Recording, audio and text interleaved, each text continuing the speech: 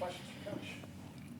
Just considering the fact that you guys control your own destiny over these next three, are you maybe embracing like a must-win situation, or is this kind of like treating it like any other game? What's the approach mentally? Yeah, we're treating it like any other game. Obviously, everybody knows what's at stake these with our remaining schedule, but you can't look too far ahead or you're going to get burned. So this is a Minnesota team that's played really good basketball on the road.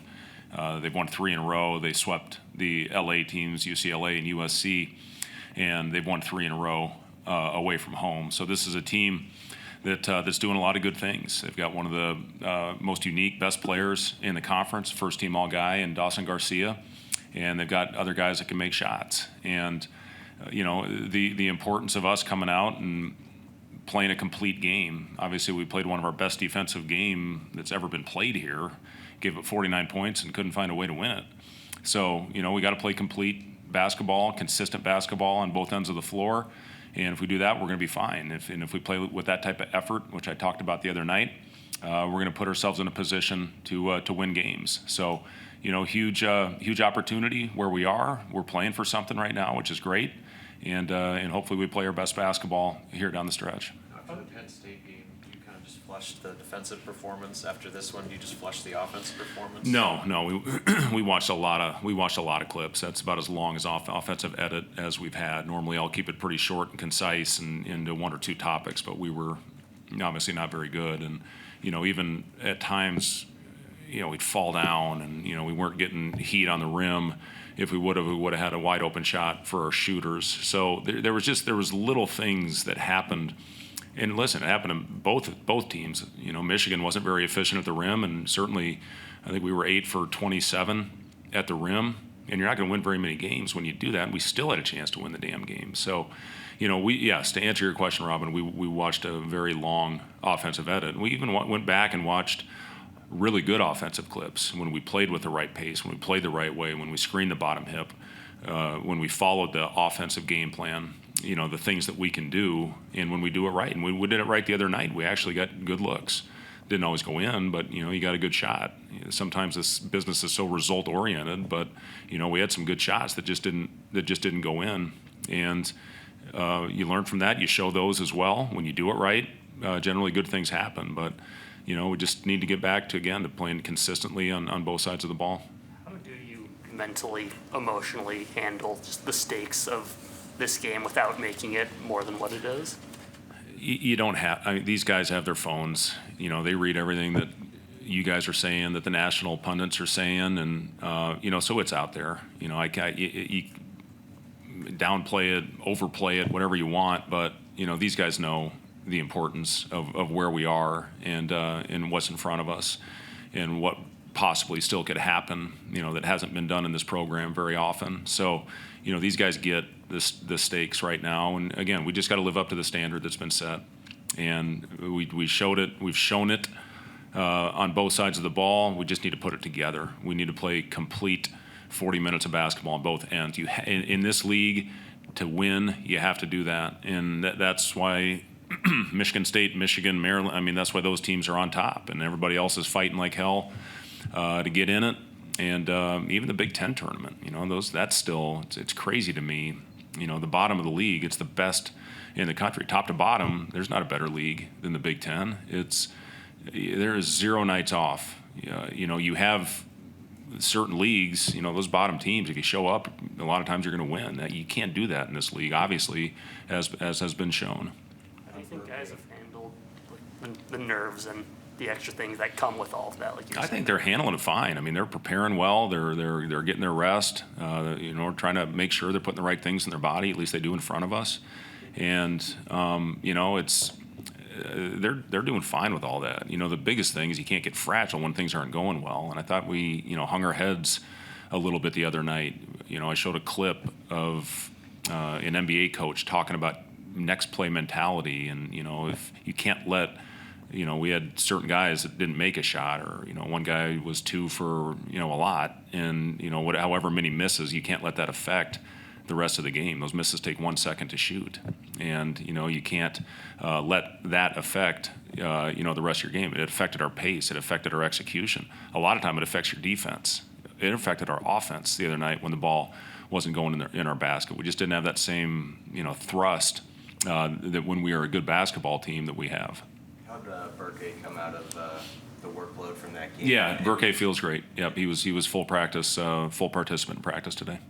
Was there any message with him after we know he's a better shooter than what he showed at Michigan, but what was the message to him after that over 10 performance?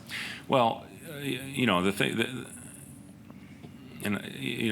when you play this game and you play it at a high level, when you take that amount of time off and you have very limited reps in practice, you're going to have some rust on you, and I think we saw that. And I said this the other night. It's too bad the timing of that injury for Burke. First of all, to miss Maryland, which has the biggest front line, them in Michigan, to miss that game and still compete like we did and have a chance to win, and basically have whatever it was 10 days with very little impact on his ankle. And then he has basically one practice of live reps, and then you're thrown back out there, and you're expected to, have the same type of impact. It affects your legs, it affects your lungs. The fact that he was able to play 31 minutes, I was amazed that he was able to be out there that much. So you expect some of that rust, and he'll get it back. He was coming into his own with his shot. It was looking better, and his shots, I thought as the game went on, they were better. They were closer. He was short early, which I think happens when you come back from an injury like that. But Burke's gonna be fine. You see what the importance of having him on the court, what he does from us from a defensive standpoint, and again, I think he'll get it going again offensively. You mentioned the strength of the bottom of the league, and you look at some of these recent teams you've been playing, Northwestern, Penn State, and obviously Minnesota coming up. These guys are playing for something too, trying to fight to get into the Big Ten tournament. How much does that aspect, I guess, change these types of games late in the season where maybe these teams aren't playing for something in years past and now they're giving you a much tougher? Well, listen, these teams have a lot of pride, whether they're playing. I look at our team a couple years ago that won 3 in a row. We had a bad year. We went 3 in a row, 2 of those on the road at Wisconsin, at I think Ohio State. And, a year before that, big win at Penn State, and that might have been the Ohio State win. Hell, they all run together. But, my point is, these teams have a lot of pride. These coaches have a lot of pride to try to put your team in a position to win. And, yes, Penn State, even last night after winning our game and then winning at Minnesota, had a really good chance to win at Indiana in their game. You look what Northwestern's doing right now with their recent stretch as well. So, yes, teams are playing and they are fighting and clawing and scratching. If you can get in a conference tournament, anything can happen in that setting. So I promise you, everybody's, fighting to get in, and then the tiebreak element as well. With playing a lot of teams only one time, that's going to be important when the seedings are going on for the conference tournament as well, in the buys and all that stuff. So there's a lot to be played out yet with all of us. And these last 3 games are obviously, they're huge. Dawson Garcia is usually at the top of the scouting report. What's the balance between making sure that you keep him in check but not let somebody else that maybe doesn't put up the same numbers go off on you? Yeah, I mean, Dawson Garcia is so talented, and they run a lot of good stuff for him. They'll let him handle the ball. They'll run small on big ball screens. They ISO him a lot, which rightfully so with his talent level, especially around the elbows and in the short post, and he can shoot the 3. So he's a problem out there, and not just one guy. I mean, it's a full team issue. So, yeah, you got to have your help, and then you got to know who the shooters are. This is a big, KYP, or Wilson, you might say NYP, know your personnel game, but just kidding. But, it's you got to understand who you're guarding, who you're closing out to, who you want to run off the 3-point line, and then who you want to short close to if they're more of a driver. So this is a big game, maybe as big as we'll play, because there's so much attention that's going to be drawn to Dawson Garcia. Did you like the lineup you started with the game with? I know you switch it up. I mean, we're always looking, Mike. I mean, we'll look at it. A couple games ago, we started small with BK at the 5, and certainly Sam was starting before the last game, and so we've thrown a lot of different lineups out there. Historically, we've been a team that's pretty much started the same, but this year we've changed the lineup, so we'll get it figured out by Saturday. Several of the transfers you brought in this year maybe have never been in this type of position late in the year, fighting for an NCAA tournament spot. Do you say anything to them, or how have you seen maybe them handle this moment? Yeah, again, they know what's at stake, and we do talk about those things, but it's more about one possession at a time. It's not, guys, if we win 2 or 3 or all 3 of these games, we're going to play in the tournament. They know that, but we're talking about you can't skip steps. You got to go out there. We missed a transition opportunity in the first half, and they get a wide open dunk on it where it was a pretty simple coverage. That possession means as much as the last possession.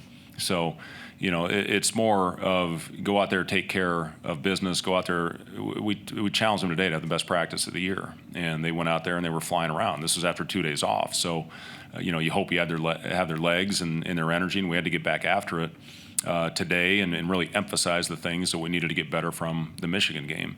And yeah, it is. It's a new situation, but again, I commend them for putting us in this spot to be playing for something at this time of year. There are a lot of teams around the country. They're really just playing to get to the end of the year. We're playing for something right now, and that's what this business is all about. I think, was the 2 days off beneficial? I know you were kind of iffy on it the other day. Oh, I'll let you know after Saturday if it was beneficial or not. How much do you think the experience last year being kind of in a similar situation record-wise and postseason stuff has helped you guys? Yeah, it's a great question, Mike. There's so many new pieces this year. Certainly we have some of the returners that were here a year ago with Bryce and Jawan and Sam, and Aaron was part of it a year ago.